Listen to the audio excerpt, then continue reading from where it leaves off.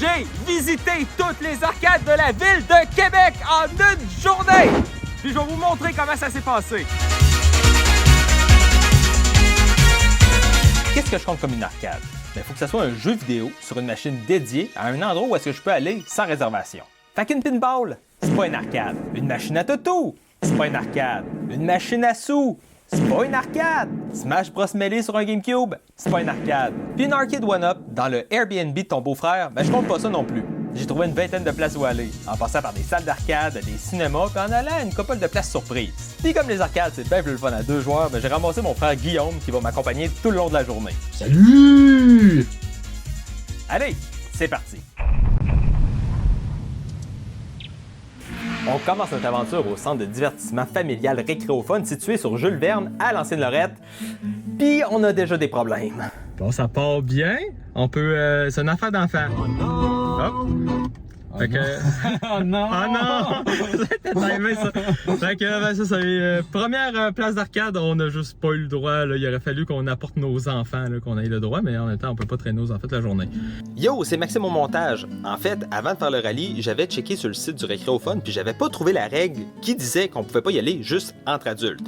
Mais en faisant le montage, je suis retourné pour avoir des images de moi qui est sur le site web puis finalement, bien loin, dans la FAQ, il y a la règle qui dit que tu peux pas y aller entre adultes. Fait que oui, c'est de ma faute si on s'est fait en revirer de bord, mais en même temps, c'est vraiment loin sur le site web, ça aurait pu être beaucoup plus clair, puis tu peux faire une commande en ligne de juste de billets pour adultes. C'est quoi le rapport? Mais on n'aura pas pu essayer les arcades du Récréophone.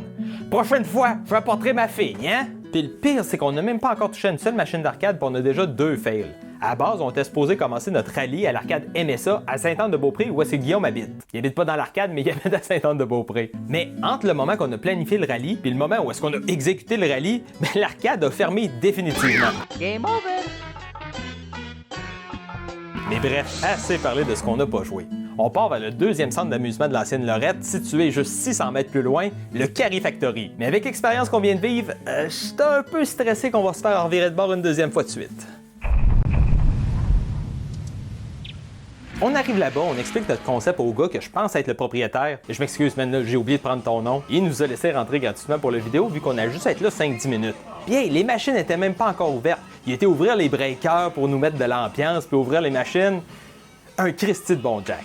Guillaume en a profité pour tester ses talents de ballon panier, puis après qu'elle ait démarré sous Windows Vista, on a fait une petite game de Mario Kart en équipe. Puis ce jeu-là est ben trop nice. On est resté une bonne dizaine de minutes après juste à jaser avec le propriétaire, qui nous a d'ailleurs appris l'existence d'une autre arcade qu'on savait pas qu'il existait.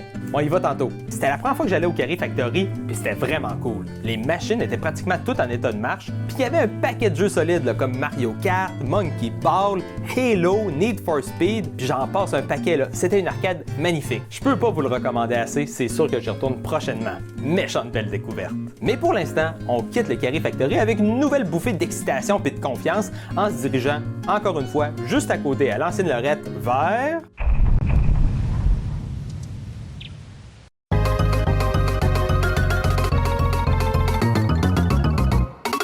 Notre dose de confiance aura pas duré longtemps. Comme on a filmé la vidéo après la rentrée des classes, le cinéma était plus sur l'horaire d'été, fait qu'il rouvrait juste à 12h30. Puis on n'a pas 2 heures à perdre, là, on a du chemin à faire, nous, là. Mais inquiétez-vous pas, notre défi s'améliore à partir de maintenant. Puis en plus, pas perdu, il y a un autre Cinéplex à Beauport où est-ce qu'on va pouvoir aller tantôt puis vivre la même expérience. Puis là, on a de la route à faire parce qu'on se dirige vers...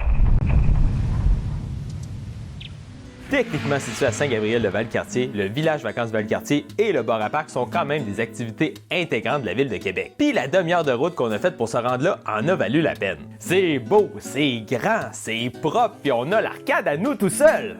Nice! Ce qui est cool aussi, c'est qu'il y a un coin pour plus jeunes avec des jeux puis des arcades pour enfants, dont un jeu de pêche que Guillaume a spoté puis qu'il a vraiment failli essayer. Faut s'acheter une carte de 20$ pour jouer, là, ce que j'ai fait, puis la machine était vraiment excitée de me la donner. Ça, c'est drôle. J'ai demandé une carte, puis ils me l'ont juste pitché à terre. Avec notre carte, on a fait du Dance Revolution à très haute intensité.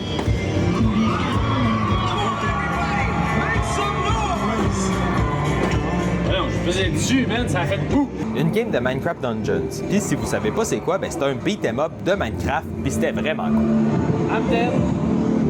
Puis on s'est défié au hockey sur table. C'était vraiment pas évident à contrôler, mais motadine que c'était le fun pareil. Même si je me suis fait torcher par Guillaume. En tout et pour tout, c'est vraiment une bonne petite arcade pour vrai. Il y a de la variété, c'est pas trop bruyant, puis pas mal toutes les machines étaient en état de marche. Là, c'est sûr que ça devient assez cher assez vite ce genre d'arcade-là. Mais si vous faites un tour au bar à parc, je vous recommande fortement d'aller passer une petite demi-heure à l'espace jeu. C'est sûr que vous allez avoir du fun.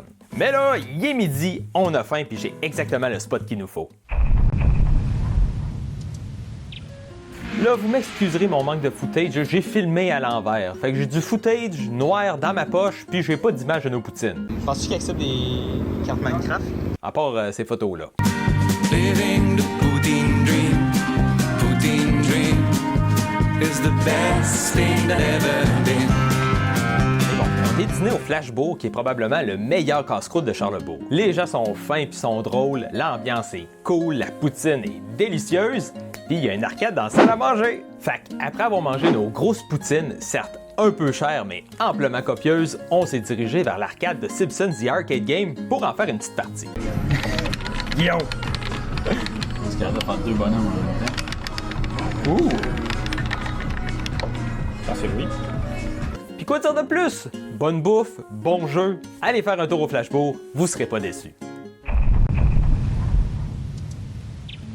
C'était même pas supposé être le seul casse-croûte avec une arcade à Charlebourg. On a roulé jusqu'au casse-croûte chez Louis pour prendre un petit dessert, mais malheureusement, il y avait rien comme une bonne petite crème glacée. Il y avait juste des churros qui, même si c'était délicieux, c'était un peu lourd après nos grosses poutines. Puis en plus, on a commandé ça pour rien. Le resto, il est minuscule, puis le propriétaire nous a dit qu'il avait ramené son arcade de Pac-Man chez eux, ça faisait déjà un bout. Il y avait juste peu de place pour. Mais pareil, c'est ça le risque d'être les pionniers du rallye d'arcade. On débroussaille, voir ce qui existe plus puis ce qui existe encore en 2024. Puis je sais qu'on a juste un taux de réussite de 50% à date, mais je vous jure que c'est fini les fails. Enfin presque, vous allez voir. Puis parlant de fail, c'est l'heure de la rédemption.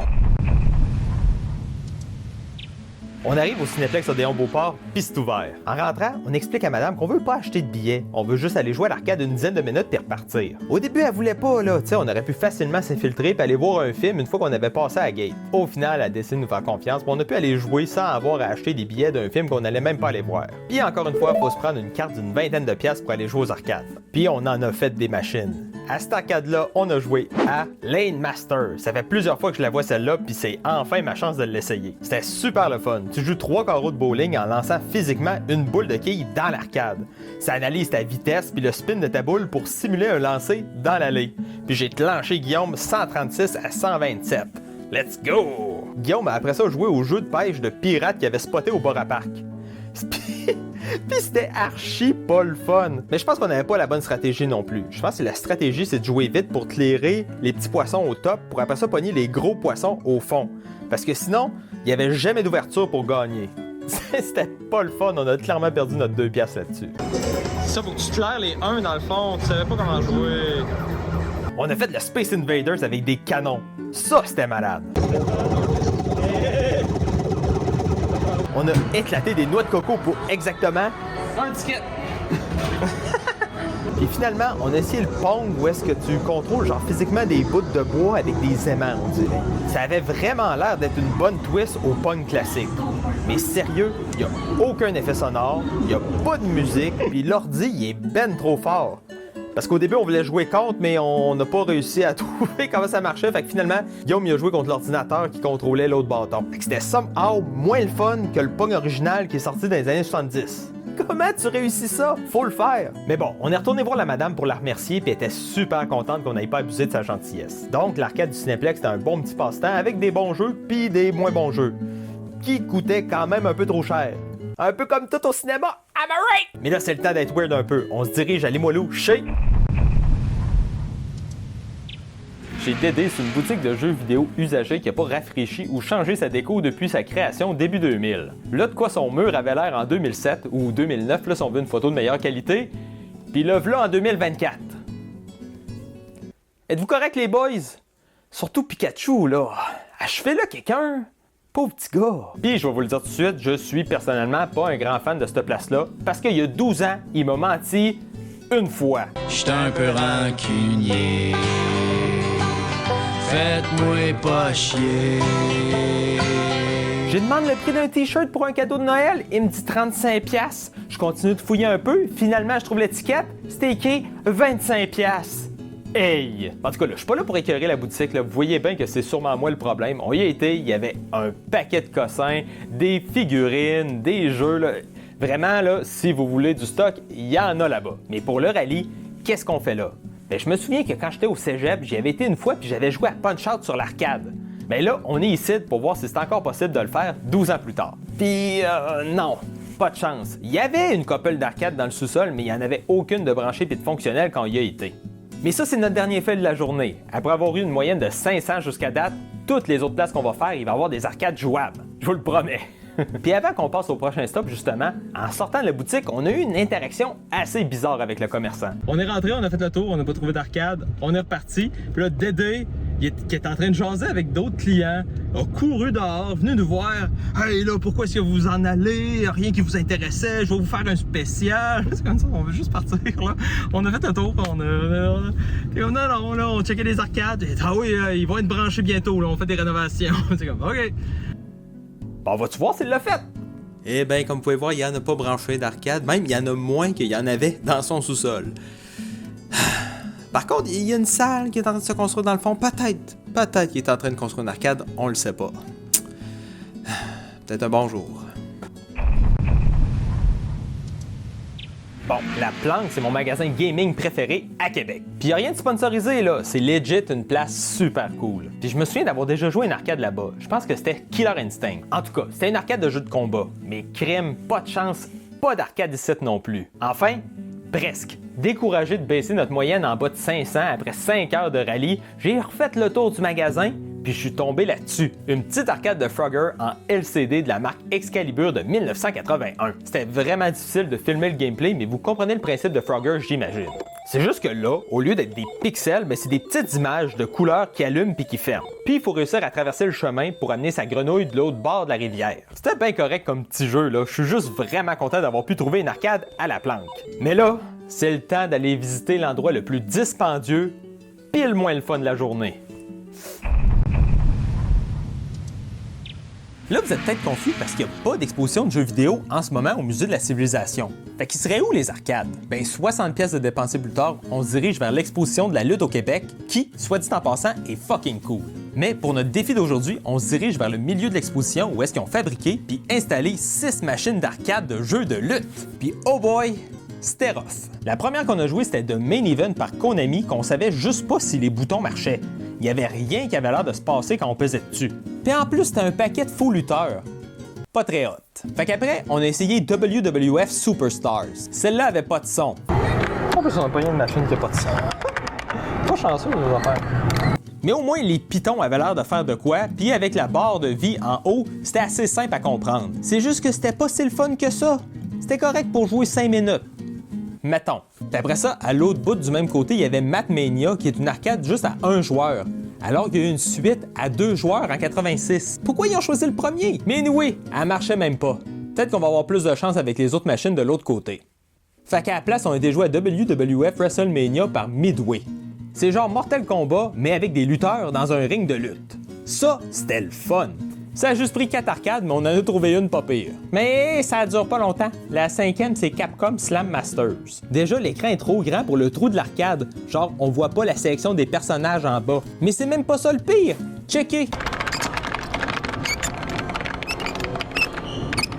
L'arcade est tout pété! Y a plus un piton qui marche! Voyons, Jerry Boire, ça fait dur, là. Ils vont-tu se racheter avec la dernière? Non, pas vraiment. On a joué à WWF WrestleFest Royal Rumble, qui est juste la suite de WWF Superstar, qui, si vous en souvenez, était juste correct. Mais au moins, tous les boutons marchaient puis l'écran était de la bonne grandeur. Voyons, Chris, j'aurais même pas besoin de dire ça. C'est la base. Sérieux.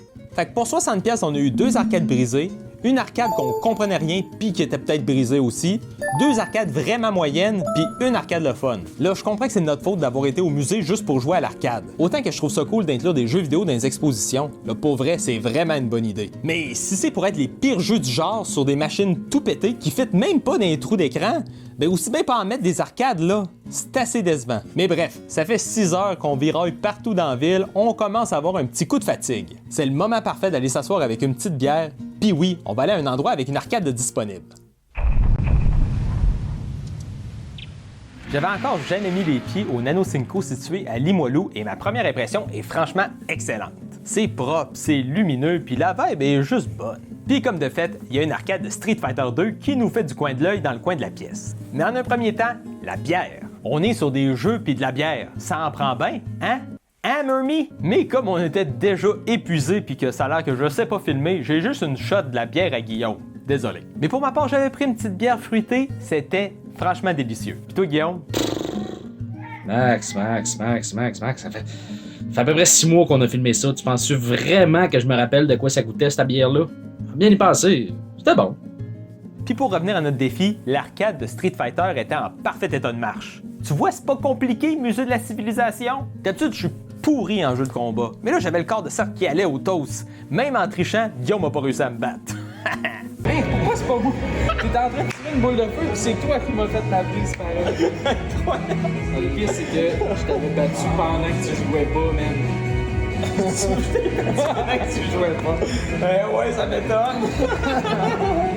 C'est sûr que je retourne au Nano Cinco. Déjà, je peux apporter mon chien, c'est trop cool, puis il faut vraiment que j'essaye leur slush à la bière. Si je l'avais vu sur le menu, c'est ça que j'aurais pris. Mais pour l'instant, on repart à l'aventure avec l'arcade mystère que le propriétaire du Carry Factory nous a dévoilé.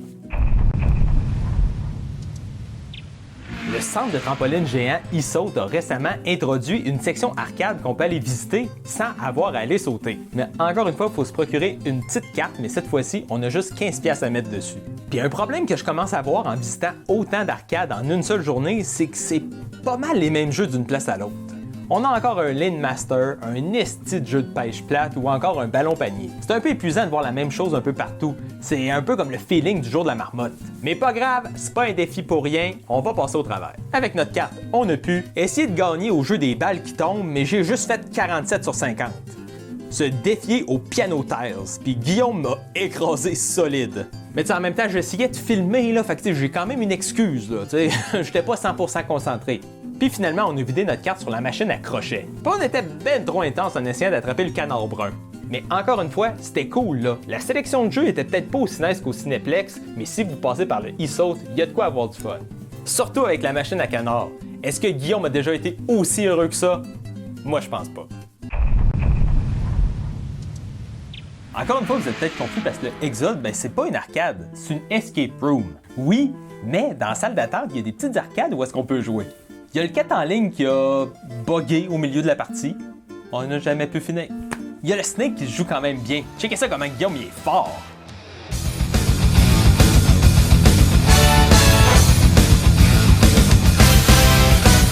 Sauf que le serpent, il reste tout le temps à la même vitesse, puis il n'y a aucun effet sonore. Fait que ça devient un peu plate, un peu vite, moi te le dire. Il y a aussi le Simon, où est-ce qu'il faut pratiquer sa mémoire en répétant des séquences de couleurs. Encore une fois, dans le silence. Puis finalement, il y a le stack-up où est-ce qu'il faut faire tomber des blocs un par-dessus l'autre. Puis lui aussi, il était comme buggé un petit peu parce que la lumière était comme pas centrée dans les trous. Fait que c'était un peu tough à jouer. Fait que qu'est-ce qu'on a pensé des machines d'arcade de l'Exode? Ben déjà, j'aime beaucoup le look des machines. C'est très clean, avec du bois, des lumières dans des cadres, c'est super beau à regarder. Pour les jeux par contre, ouais. Il y en avait deux de buggés, puis les 4 en tant que tels, c'était pas vraiment des arcades, puis plus comme des jeux pour enfants. Tu sais, moi j'aime bien ça une game de 4 en ligne, mais t'as pas besoin d'une arcade pour y jouer. Il y en a en plastique, il y en a au Dollarama. Tu sais, tu peux en trouver sur internet en googlant 5 secondes, ou tu peux même jouer avec une feuille et des crayons. Puis même les autres, là, un Snake qui va pas vite, pas de high score, ou un jeu de mémoire dans le silence, c'est pas hype. Fait que même si tu peux louer ces machines-là, genre pour un party de bureau, ben j'ai un peu de misère à vous le recommander. C'est un peu dole. Je sais pas ça coûte combien, mais rendu là, aussi bien investir dans une arcade one-up. Anyway, j'aime quand même beaucoup l'effort d'avoir créé quelque chose de unique, mais il manquerait juste un petit quelque chose pour rendre ça vraiment le fun. Au deuxième étage des galeries de la capitale steampunk, caché un peu dans un coin, il y a une salle des machines avec des jeux qui ont l'air vraiment trop cool. The Walking Dead, Halo, Galaga ou encore une autre Mario Kart. Fait évidemment, Guillaume puis moi, on s'est dirigé vers l'arcade de bébé au premier étage parce que là-bas, ben, on peut juste taper notre carte de crédit pour jouer au jeu puis pas être obligé de s'acheter une autre carte de 20$ de jetons. Puis c'est surtout pas parce qu'on savait pas qu'il y avait une autre arcade au deuxième étage puis qu'on s'en est juste rendu compte 2 mois plus tard. C'est une légende, ça. On a commencé en essayant d'attraper Inky dans la machine de toutou, mais mon essai a été lamentable. Mais heureusement, on gagne à chaque fois sur cette machine-là, fait que je suis ressorti avec un petit alien tout mignon. C'est beau? Bien! Mais comme on a dit que les machines à toutou, ben ça comptait pas, ben on s'est dirigé vers le jeu de Safari parce qu'il me faisait penser un peu à Pokémon Snap. Mais après avoir perdu 4$ puis 2 minutes de notre temps, ben on s'est rendu compte que la machine marchait juste pas. On n'est pas très chanceux aujourd'hui, moi te le dire. Fait qu'on s'est déplacé à la machine d'à côté qui était un runner style Subway Surfer, puis j'ai réussi à gagner. Crime que j'étais content. J'étais content.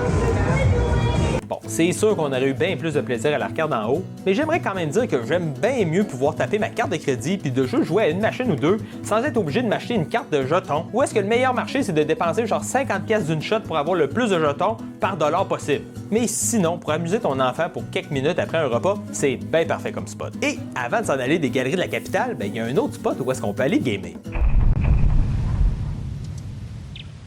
Je parle d'un magasin où est-ce qu'ils vendent d'un peu de tout, où est-ce qu'on va pouvoir trouver une petite machine d'arcade, où est-ce qu'on va pouvoir jouer dessus. Puis oui, je parle bien du Ardennes. oui, le Ardennes. Mais avant que je parle du jeu, le saviez-vous qu'il y a une section Ardennes A Master? Genre, what the fuck? Le dernier endroit où est-ce que je penserais aller m'habiller, c'est bien le Ardennes. C'est genre une place où est-ce que les petites filles de 14 ans s'habillent. Anyway, on est là pour jouer, puis dans la section des porte-clés, il y en a avec des petits jeux de blocs pas faciles à comprendre dessus. Je pense à ça, il n'y a pas beaucoup de pixels dans l'écran. Peut-être que le Exode pourrait s'inspirer de ces jeux-là pour faire des meilleures arcades. Ça de même, là. Mais ouais, c'est sûr que jouer sur une petite patente de même, là, c'est pas très le fun. Mais j'ai quand même des très bons souvenirs de ces jeux-là.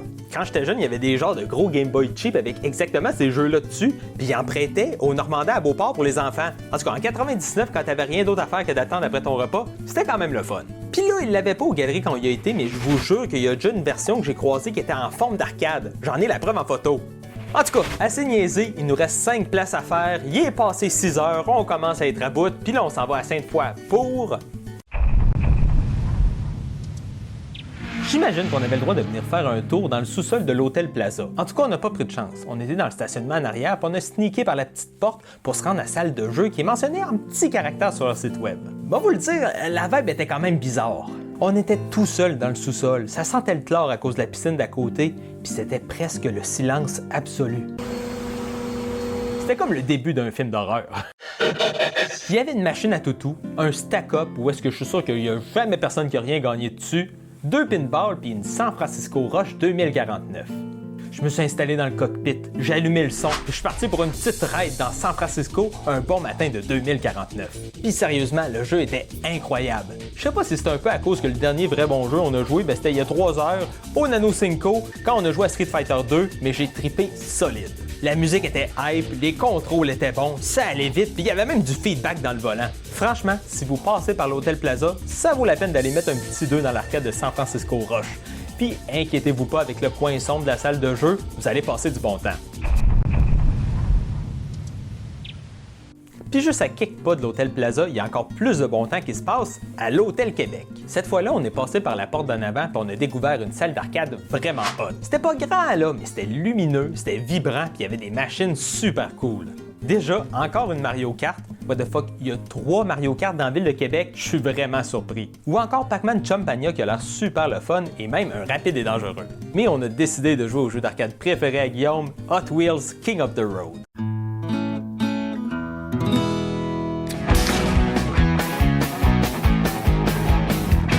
C'est un jeu de course qui se passe sur des pistes de Hot Wheels puis où est-ce qu'il faut attraper plus de pièces que son adversaire. Puis Guillaume avait raison, c'était vraiment le fun. Puis c'est qui a été couronné roi? Ben, c'est moi dans l'écran. Mais le jeu, il avait buggé, là, c'est Guillaume qui contrôlait la voiture avec ma face dessus. Mais je suis qui pour contredire la machine? C'est moi le roi. Puis sinon, un dernier mot sur l'arcade. Tu sais, si on enlève les autres arcades où est-ce qu'on peut jouer limité, là, comme au Nano Cinco, ben celle du Hôtel Québec, ben c'est la moins chère. À 1 pièce la partie, ça vaut le détour. Franchement, une belle surprise. OK, c'est le dernier stretch. On a pogné plein de trafic pour se rendre en ville, puis là, il nous reste 3 bars à faire, puis il est rendu 8 heures. Fait qu'on a pris une petite bière tranquille en jouant au Super Nintendo. Puis non, comme je l'ai dit, on compte pas ça comme une arcade. Mais ce qu'on compte, c'est qu'il y a dans le coin une machine de... Bon, j'ai pas l'angle du siècle pour vous montrer ça. Sérieux, si on fait une vidéo de même dans le futur, faut qu'on soit 3 pour tout le temps avoir un caméraman qui filme tout. Je suis désolé, là, c'est un peu ma première fois de faire une affaire de même. Mais sinon, quoi dire? Daytona, c'est un classique. Bon, j'ai peut-être aimé un petit peu plus San Francisco Rush, mais une petite game de Daytona, tu te trompes pas. Là, on passe aux choses sérieuses, les barcades. Il est presque 9h, puis ça tombe bien parce que nos deux derniers spots sont juste un à côté de l'autre. Littéralement, tu peux passer de un à l'autre en 2 minutes à pied. Le Vox, c'est le plus récent des deux, ayant ouvert en avril 2022 par, entre autres, le YouTuber Arcade Moissa qui se spécialise dans la réparation d'arcade. Puis ça paraît. Toutes les machines étaient fonctionnelles puis il y avait full de variétés. Puis, mis à part une couple d'arcades payantes, t'achètes une bière puis tu games autant que tu veux à tous les jeux du bar. On a joué à nos premiers pinballs de la journée, Tales from the Crypt par Data East et Creatures from the Black Lagoon. Et puis on était vraiment pas bon. Faudrait que je me pratique aux machines à boules. J'aime bien ça, mais j'y joue pas assez souvent. On l'a pas filmé, mais on a joué à 1945 K3 qui était à l'intérieur d'une machine de Dodonpachi. C'était un shmup fucking tough. Une chance qu'on avait des crédits limités. Puis on a fini ça avec du Mega Touch, une arcade de comptoir qui joue avec un écran tactile. J'en ai une d'ailleurs, aimeriez-vous ça que je fasse une vidéo dessus? Dites-moi le ton dans les commentaires. Mais là, on a joué à Monkey Bash. C'est un jeu de hasard, là. C'est comme Yeti Sport. Tu frappes un singe puis t'essayes qu'il se rende le plus loin possible. Tu fais ça pendant 2-3 minutes, puis le jeu cumule tes 5 meilleurs essais, puis ça, c'est ton record. On était à 2 doigts d'arrêter. T'sais, on essayait d'avoir le record, mais on n'arrivait pas à dépasser la 2e place. Mais Guillaume me dit « Ah ouais, une petite dernière. » Puis ce jour-là, une page d'histoire a été écrite. First place. On continue. Hey, c'est la dernière. J'ai dit, on en fait une dernière, man. J'ai dit, on en fait une dernière, puis ça a été la bonne. On n'a pas juste le high score, là. On a réussi à battre le record qui tient depuis 2021 sur cette machine-là. On est des vraies légendes! Je vous donne plus de détails dans la conclusion. Mais à part que c'est un peu trop bruyant à mon goût, le Vox c'est vraiment génial. Par contre, on n'a pas fini, il nous reste encore un endroit à aller. Le McFly, c'est une place quand même mythique, le premier barcade moderne de la province. Je me souviens quand ça a ouvert et que j'étais au cégep, c'était un moment vraiment magique. Par contre, la magie a un peu disparu, moi te le dire. Déjà, avant de jouer aux machines, Guillaume a essayé de se commander un grilled cheese, ou un melt si vous préférez, mais le menu il arrêtait pas de changer aux 5 secondes, puis tout ce que Guillaume essayait de commander, il l'avait plus en stock. Ça a été super long, mais là Guillaume il a réussi à manger, puis c'était bon. C'est juste que ça a été un peu gossant comme processus, puis en plus c'était pas son premier choix. Enfin, après ça on a pu jouer à Time Pilot, qui est une machine que j'aime beaucoup puis qui marchait parfaitement. C'est un genre de shmup vu d'en haut, faut détruire tous les avions qui sont sur notre chemin en voyageant dans le temps de guerre en guerre jusqu'à temps qu'on ait perdu toutes nos vies. On a pu ensuite se défier à Galaga, un classique des arcades. C'est encore une fois un shmup où est-ce que là, tu détruis des aliens en forme d'insectes. On a essayé de jouer à Miss Pac-Man, mon arcade préféré, mais la machine n'arrêtait pas de bugger puis de reboot, fait que c'était juste injouable. Puis franchement, même si c'est pas très grand, je pense que c'est l'endroit où est-ce que j'ai vu le plus de machines brisées, maganées ou hors de fonction. Ben, peut-être à part au musée, là, ça c'était vraiment pitoyable. Là. Mais en même temps, il y avait juste 6 machines. T'sais, ils sont pas connus pour ça non plus. Ouais, il y avait peut-être une raison qu'on trouvait que la magie avait un peu disparu. Parce que 3 mois après qu'on ait passé au McFly, ben le McFly a fermé ses portes. Là, c'est pas, je veux pas rentrer dans la légalité de tout ça, mais il y a eu une histoire où est-ce que le propriétaire du McFly avait poursuivi le propriétaire du Vox pour compétition déloyale. Ça a monté jusqu'en Cour suprême, mais au final, ça a serviré contre le McFly, puis je pense qu'il y a eu des dettes à payer, puis des impôts impayés, de la maltraitance de ses employés. Là. Je fais juste reporter ce que j'ai lu, là. Je suis pas, c'est tout présumé, on s'entend, mais bref, on était quand même chanceux d'être capable de vivre le McFly une dernière fois parce que maintenant, c'est mort, puis il reste juste une place pour jouer à des vieilles arcades rétro à Québec. Ça nous a pas par contre empêché de faire une petite game de Monsieur Pac-Man C'était quand même très nul. pour conclure notre défi réussi de visiter les 20 arcades de la ville de Québec en une seule journée. Yes sir! Woo! Bon, on est déjà quelques semaines plus tard, j'ai pu décompresser de notre journée de malade. On va pouvoir faire un petit retour sur notre expérience, donner une couple de statistiques puis remettre des prix aux meilleures arcades de la journée. Déjà, est-ce que je vous recommanderais de tenter la même expérience?